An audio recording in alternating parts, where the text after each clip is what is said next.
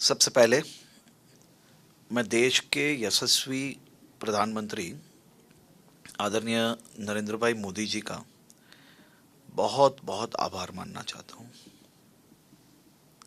उन्होंने ये देश के युवाओं से लेके सभी वर्गों के लोगों का स्पिरिट हाई करने का सबसे पहले काम किया।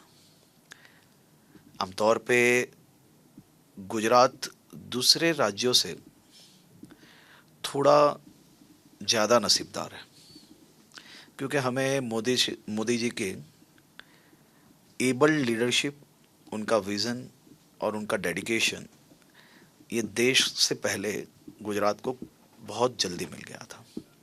2014 से पूरे देश को मोदी जी के मार्गदर्शन में विकास की नई आयाम छूने का एक अवसर प्राप्त हुआ है। खास तौर पे वर्ल्ड इकोनॉमिक फोरम में भारत सबसे बड़ा और स्ट्रॉन्गेस्ट डेलीगेशन के साथ डावोस आया है। आज जब दुनिया सो रही थी, तब सुबह 7:30 बजे से इंडिया हाउस में सभी स्टेट्स के डेलीगेशन दुनिया के ग्लोबल कंपनीज के साथ इन्वेस्टमेंट प्लानिंग में हर स्टेट्स की मीटिंग्स चल रही थी। ये अपने आप में बयां कर रहा है कि नया भारत वो दुनिया में हर सेक्टर्स में एक नई ऊंचाइयां सैर करेगी। खास तौर पे आपने नमक की बात की। मैं आपको आभार मानता हूँ कि आपने गुजरात को बहुत ही डिटेल्ड स्टडी किया है। नमक से लेके एयरक्राफ्ट तक, नमक से लेके सेमीकंडक्टर तक, गुजरात ने नमक से भले शुरुआत की हो, लेकिन आज एयरक्राफ्ट की बात हो या सेमीकंडक्टर चिप की बात हो, हर सेक्टर्स में गुजरात में मैन्युफैक्चरिंग ने एक बहुत ही अच्छी सफलता प्राप्त की है। आपकी बात सही है कि गुजरात एक स्टेबल्ड, खास तौर पे हमें इन्वेस्टमेंट की बात हो तो गुजरात आज से नहीं, पिछले कई सालों से जो देश में अनेक राज्य आज कर रहे हैं, वो सालों पहले से गुजरात ने वो इन्वेस्टमेंट्स लाना चालू कर लिया था। गुजरात पॉलिसी ड्रिवन स्टेट है और गुजरात में स्टेबिलिटी बहुत अच्छी है और ख़ास तौर पे मोदी जी के समय से ही गुजरात में जो ट्रांसपेरेंसी जो गवर्नेंस में आई, उसके कारण हमें कंटिन्यूज़ हर वाइब्रेंट गुजरात में बहुत ही अच्छे इन्वेस्टमेंट प्राप्त हुए। 2024 में करीबन 45 लाख करोड़ का इन्वेस्टमेंट और इंटरेस्ट लोगों ने एमओयू के द्वारा दर्ज किया था। पिछले 3 महीने में हमने वही वाइब्रेंट गुजरात को अब रीजनल लेवल पे ले गए। महसाना में पहले एक वाइब्रेंट गुजरात रीजनल कॉन्फ्रेंस हुई और बाद में राजकोट में हुई। ये दोनों रीजनल कॉन्फ्रेंस में भी हमने 9 लाख करोड़ रुपए के एमओयूज साइन किए हैं, जो अपने आप में एक बहुत बड़ी सफलता है। और गुजरात में एमओयूज के वक्त हम खास तौर पे ये ध्यान देते हैं कि खाली इंटरेस्ट से हम एमओयू नहीं करते। उनका पूरा प्लान, डिटेल स्टडी हुई यानी, और पूरा प्लानिंग के बाद ही हम लोग एमओयू गुजरात में करते आए। ये मोदी जी के समय से ये पूरे सिस्टम बनी है। तो हमारे एमओयूज भी मोटा मोटी ज़मीन पे उतरते हैं और उसी के कारण आप देखिए कि आज गुजरात देश भर के करोड़ों युवाओं का सपना साकार करने वाली जगह बनी है। रोजगारी के रूप में, छोटे मोटे व्यापार के रूप में, और इसी तरह से हम आगे बढ़ रहे हैं। डावोस में खास तौर पे हम लोग नई अपॉर्चुनिटीज़, नए सेक्टर्स कैसे एक्सप्लोर करें, उसी के साथ साथ हम लोग ने डावोस में हमारी हमारी यहाँ पे डावोस में हमारे डेलीगेशन का पहले से फोकस था कि हम एमओयू के पीछे नहीं दौड़ेंगे। हम इन्वेस्टमेंट्स तो हम लाते ही हैं और लाएंगे ही।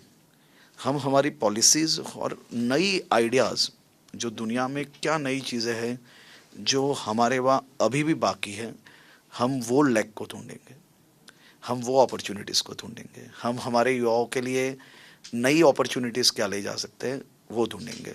तो हमने ख़ास तौर पे AI, robotics, data centres, fab industries, advance manufacturing, innovative plants और इनोवेटिव फाइनेंसिंग सिस्टम क्या हो सकती है, डिफेंस के अंदर क्या हो सकता है, ये सभी सेक्टर्स के अंदर हमें हमारे नए इंफ्रास्ट्रक्चर क्या लेवल के बनाने चाहिए, जिसके कारण इन्वेस्टमेंट अपने आप हमारे वहाँ और स्पीड से कैसे आगे बढ़ पाए, वो अपॉर्चुनिटीज़ हम लोग यहाँ पे ज़रूर से ढूंढ रहे हैं।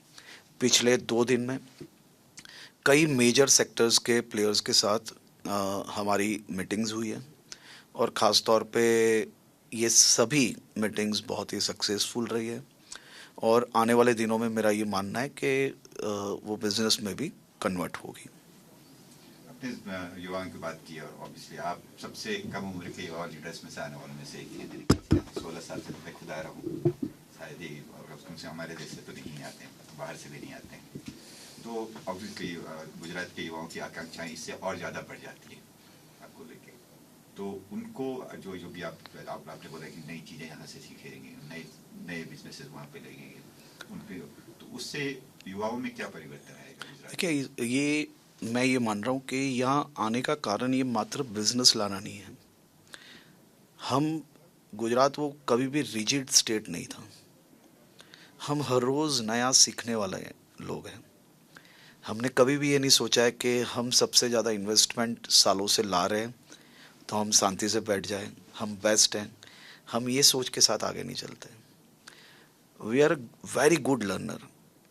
हमने कल ही एक सेक्टर के साथ मीटिंग चल रही थी।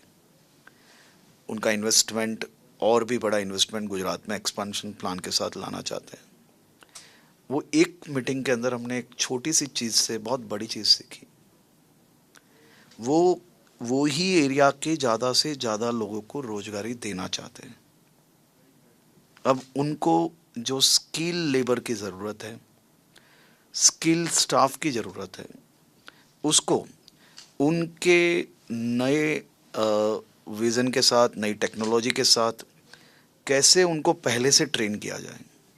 12th स्टैंडर्ड से ही उनकी ट्रेनिंग चालू हो जाए तो आने वाले 2-3 सालों में उनको और बड़ी स्किल्ड वर्कफोर्स वहाँ पे अवेलेबल हो जाए।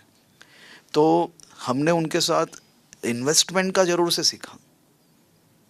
इन्वेस्टमेंट हम उनका ज़रूर से खींचेंगे, लेकिन उसी के साथ साथ हम हमारे उस सेक्टर के जो युवा है उनको किस प्रकार से स्किल किया जाए, उसकी डिस्कशन हमारी ज़्यादा होगी। तो यही आइडियाज़ के साथ हम लोग हमारी आईटीआईज़, हमारी यूनिवर्सिटीज़ जो आने वाले दिनों में एआई है, डिफेंस है, सेमीकंडक्टर है, टेक्सटाइल्स है, आर&डी में क्या कर सकते हैं, हम लोग बिल्कुल ब्रॉड विज़न के साथ खाली इंडस्ट्री और एमओयूज़ या खाली इन्वेस्टमेंट लाने की दिशा में आगे नहीं बढ़ रहे। हमें उसी के साथ साथ हमारी वर्कफोर्स को अपलिफ्ट करने में कैसे आगे बढ़ना है, वो भी हम लोग साथ में ही काम कर रहे हैं। तो हम लोग जो हमारा डेलीगेशन है वो एकदम डाइवर्सिफाई है, वो खाली इंडस्ट्री एरिया से नहीं है। हम लोग ने एक कुल मिला के ओवरऑल जो कोई भी कंपनी आए तो वर्कफोर्स से लेके, लैंड से लेके, पॉलिसी से लेके सभी जो चीज़ों की ज़रूरत है वो एक बोल सकते हो आपके एक पैकेज डेलीगेशन के साथ हम यहाँ आए हैं। तो मुझे पूरा विश्वास है कि हम यहाँ से इन्वेस्टमेंट तो लेके जा ही रहे हैं, लेकिन साथ साथ में जो नई चीज़ें सीख के जाएंगे उससे भी मेरे राज्य के युवाओं का जरूर से बड़ा फायदा होगा। म्यूचुअल बेनिफिट हो जाता है। म्यूचुअल बेनिफिट ऑब्वियसली मैं हम लोग जब यहाँ आए ही है तो हमारी जिम्मेदारी ये केवल इन्वेस्टमेंट ले जाने की नहीं है। हमारी जिम्मेदारी है कि मेरे राज्य के युवाओं को ज़्यादा से ज़्यादा नई चीज़ें कैसे उपलब्ध हो। हमें उनको खाली जॉब थोड़ी ना देना है, हमें उनको विज़न देने हैं, हमें उनको वो विंग्स देनी है जिससे वो कितनी भी ऊंचाइयों तक उड़ना चाहे तो वो उड़ पाए। और वो तभी उड़ पाएगा जब हम बिल्कुल समय पे चीज़ों को चेंज करेंगे, नई समय की नई मांग के हिसाब से हम चीज़ों में नीचे बदलाव लाएंगे। तो जैसा मैंने आपको पहले बोला था कि हम लोग रिजिड नहीं हैं, हम लोग इगोइस्ट नहीं हैं, हम लोग लर्नर हैं, हम लोग हमेशा सीखते रहते हैं। दुनिया में कोई भी देश अगर कोई अच्छा काम कर रहा है, कोई भी दूसरा राज्य अच्छा काम कर रहा है, तो हम उनसे भी सीखते हैं और सीख के हमारे राज्य के अंदर नई व्यवस्थाएं खड़ी करने में उसको भी अप्लाई करते हैं। तो आगे हम चाहते कि बेसिकली ये देखने वाले कि गुजरात में कुछ नए न्यू एज इंडस्ट्रीज भी आएंगी, चाहे चाहे एआई हो जाए, क्वांटम हो जाए, डेटा हो जाए। यस यस, ये सब अब इस पे फोकस रहेगा, स्किल से। से डेटा सेंटर के लिए धोलेरा से बढ़िया ऑप्शन दुनिया में कोई नहीं हो सकता। लोग सस्टेनेबिलिटी बात करते हैं, सस्टेनेबिलिटी आप देखिए कि गुजरात एकमात्र ऐसा राज्य है जिसमें 65% रिन्यूएबल एनर्जी का उपयोग होता है। धोलेरा में जो ग्रिड की व्यवस्था है वो भी बहुत बढ़िया है। गवर्नमेंट के साथ साथ दूसरी कंपनीज की भी इलेक्ट्रिसिटी सप्लाई बहुत ही अच्छी है। उसी के साथ साथ धोलेरा में 200 MLD पानी की व्यवस्था है, ये भी अपने आप में बहुत बड़ी बात है। तो डेटा सेंटर ये केवल सब्सिडी से नहीं चलता। डेटा सेंटर के लिए आपको quality of water, quality of electrification और उसी के साथ साथ सस्टेनेबिलिटी आज के ज़माने में सबसे बड़ी मांग है। रिन्यूएबल एनर्जी भी इतनी बड़ी मांग है। उसी के साथ साथ लोगों को अपना इन्वेस्टमेंट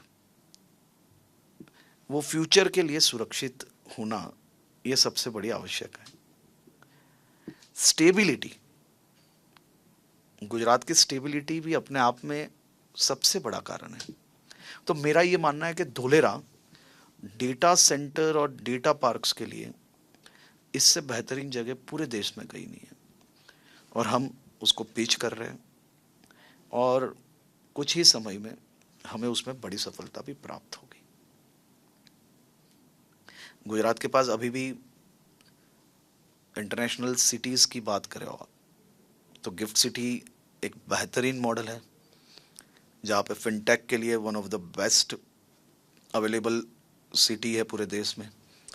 आप देख सकते हो गिफ्ट सिटी में भी हमने पिछले कुछ ही दिनों में बहुत ही बड़े इन्वेस्टमेंट्स, बहुत बड़े नए ऑफिसेज वो गिफ्ट सिटी में खुल रहे हैं। गिफ्ट सिटी डावोस में है, काफ़ी MOUs भी हो रहे हैं।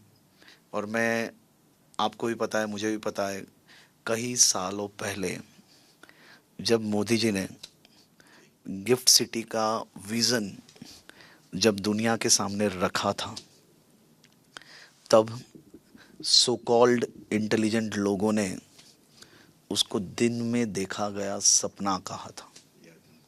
आज मुझे बहुत खुशी होती है कि वो ही सो कॉल्ड इंटेलिजेंट लोग गिफ्ट सिटी में जाके सेल्फी खींचते हैं, क्योंकि मोदी जी ने जो कहा वो हमेशा किया है।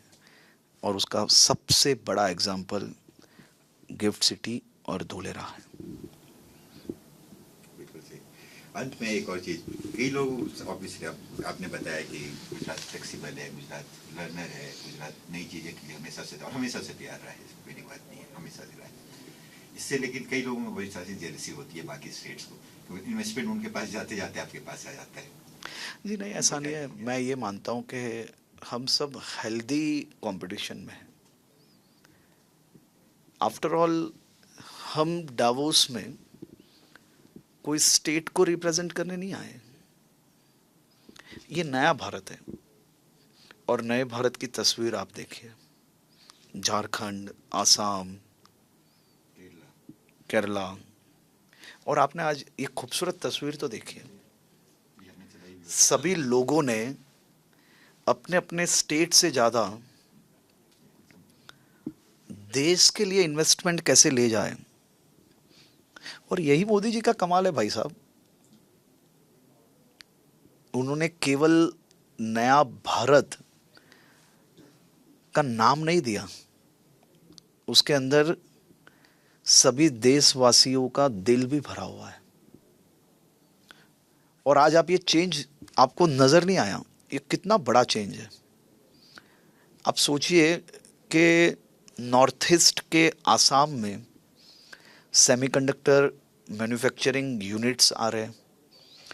झारखंड अपनी बात लेके दुनिया के प्लेटफॉर्म तक आ रहा है। तभी तो मैंने सबसे पहले मोदी जी का आभारी मैं इसके लिए मान रहा हूँ कि उन्होंने भारत के प्रत्येक नागरिकों के मन में ऊर्जा भरी है कि देश के विकास में सभी लोग एक साथ रह के कैसे आगे बढ़ पाए।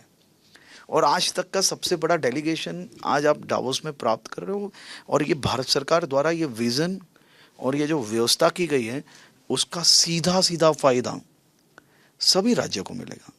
तो हम सब टीम इंडिया के तौर पे यहाँ आए, और टीम गुजरात के तौर पे हम इंडिविजुअली हमारा काम कर रहे हैं और हम मेहनत करेंगे। मैंने आपको बताया कि मेहनत करना ये हमारा काम है, और मेहनत करने के बाद जो फल मिले वो तो जिसने मेहनत की है उसको ज़्यादा फल मिलेगा।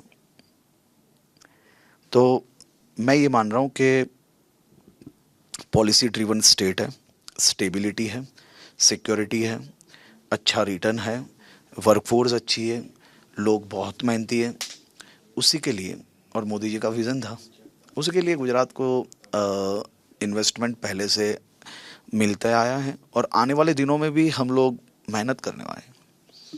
हम लोग कभी शांति से सोए नहीं हैं और सोने वाले नहीं हैं, और मेहनत करेंगे।